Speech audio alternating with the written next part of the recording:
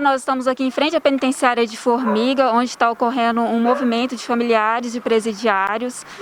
Esses familiares são contra a transferência desses presos aqui para a penitenciária de Formiga. Nós vamos conversar com a Maria Tereza, ela é integrante desse movimento e vai contar mais para nós sobre isso.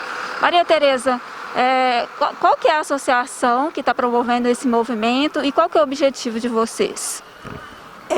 A associação é a El Shaddai e a Associação de Amigos e Familiares de Pessoas em Privação de Liberdade. Ambas são juridicamente constituídas, com sede na cidade de Belo Horizonte e tem representatividade em todo o estado de Minas Gerais. A Associação de Amigos também, ela faz parte da Agenda Nacional e da Agenda Estadual pelo Desencarceramento. Por que vocês são contra a transferência desses presos aqui para Formiga? Primeiro porque nós estamos em meio a uma pandemia, quando a Organização Mundial de Saúde recomenda o isolamento, o sistema prisional tem movimentado os presos de uma cidade para outra. E segundo, e o mais importante, é que a lei de execução penal ela é muito clara quando ela garante ao preso o direito de cumprir pena próxima à sua família, para que ele possa ser assistido por ela. Nós estamos a muitos quilômetros de distância da cidade de origem dos presos que foram enviados aqui para a cidade de Formiga. Aqui vocês têm familiares dos presos, tem também alguns advogados que representam vocês, representam a associação ou representam os presos? Explica para nós. Nós temos advogados que têm clientes que estão aqui representando o preso e que também representam a associação El Shaddai. E vocês têm notícias sobre a transferência desses presos para cá? Por quanto tempo eles vão ficar aqui? Por que eles foram transferidos para cá? A unidade de Formiga foi transformada na unidade de segurança máxima de Minas. E os presos estão sendo transferidos para cá desde o dia 16 de abril. Essas listas de transferência são públicas, elas são publicadas no Diário Oficial toda terça e toda quinta. E os meninos vieram para cá e as famílias sequer foram avisadas que os presos estavam sendo transferidos para essa cidade. Certo. Vocês estão aqui agora na porta da penitenciária. Quando que começou esse movimento e até onde vocês pretendem ir? Nós pretendemos ir até onde o Tribunal de Justiça cumprir o que está escrito na Lei de Execução Penal. Nós não queremos nada mais do que se cumpra a Lei de Execução Penal. É muito injusto. Os presos que são munícipes, que são moradores daqui de Formiga, foram transferidos para cidades distantes das suas famílias e os nossos presos, que são lá de Belo Horizonte e região metropolitana, foram transferidos aqui para Formiga. Isso é um desrespeito à lei. Se a justiça condenou o preso porque ele descumpriu a lei, quem está fazendo essas transferências desrespeitando a lei de execução penal também deveria ser penalizado. A respeito do movimento, vocês vão ficar aqui até quando?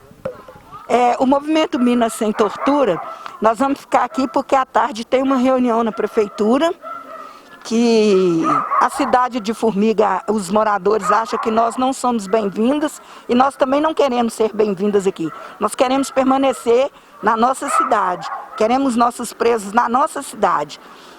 As pessoas não deviam nos desmerecer enquanto mães, porque nós nunca mandamos nossos filhos cometer crime, muito pelo contrário. As pessoas não entendem o nosso sofrimento, só entendem o sofrimento da mãe e da vítima. Eles não entendem como que uma mãe se sente quando ela tem um filho preso.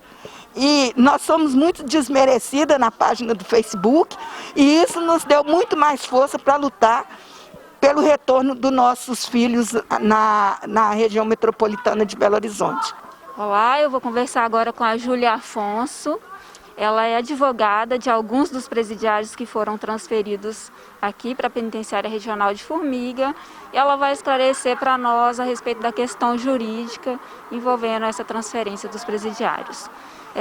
Júlia, há algo de errado nessa transferência? No meu entender, essas transferências são totalmente ilegais, pois as transferências elas têm que ter motivação, né? E muitos dos presos que foram retirados de onde já estavam, os familiares habituados, muitos familiares até mudam para a cidade onde estão os presos, já estavam lá há muitos anos. Eles não tinham por motivo algum, foram transferidos para essa unidade. E se há algum motivo, não foi esse justificado nem informado.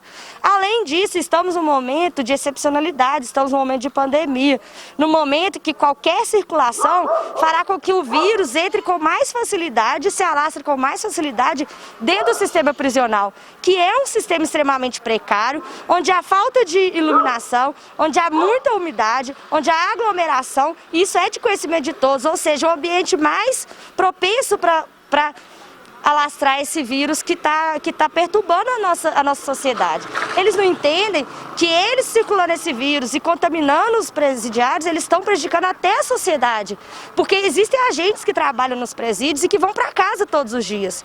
Então é uma irresponsabilidade sem tamanho.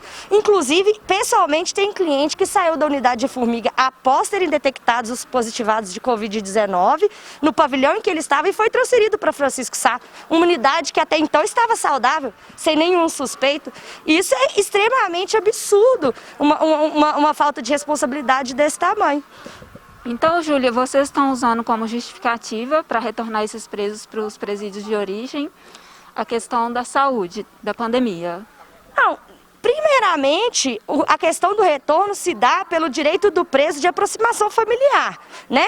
Porque não existe nenhuma justificativa, caso o preso não esteja respondendo nenhuma falta disciplinar, não esteja respondendo alguma punição, que ele saia de perto de seus familiares e que ele tenha retirado dele a possibilidade de ter uma visita, que é um direito dele, que é a única forma que ele tem de estar perto das pessoas que lhe são privadas. Então eu vejo isso como uma forma até de tortura ao preso. Então não só essa questão de saúde, eles têm direito de voltar pela questão da aproximação familiar, mas o que nos choca é, no momento em que estamos vivendo, onde todos são pedidos para ficar em casa, eles estão circulando com esses presos para cima e para baixo.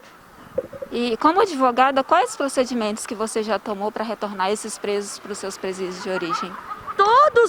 Todos os meus clientes foram feitos pedidos para eles retomarem perante a juíza. Inclusive a juíza local pediu para expedir um ofício para a secretaria, e a secretaria, de maneira assim espantosa, nos justificou que não poderia retornar com eles em função da pandemia, sendo que as transferências estão 80% maiores do que em momento de não pandemia. E mais do que isso, esses presos estão sendo isolados. O atendimento jurídico tem sido cerceado. Agora, essa unidade especificamente estabeleceu o atendimento virtual, que fere qualquer prerrogativa do advogado de conversar em particular com o seu cliente, e que eu, por exemplo, me recuso a fazer um atendimento virtual. Entendeu? Não estou abandonando meus clientes, estou aqui lutando por eles, mas me recuso a fazer um atendimento desse que fere qualquer prerrogativa do advogado e direito do preso de se ver efetivamente defendido por um procurador. Ok, muito obrigada pela entrevista.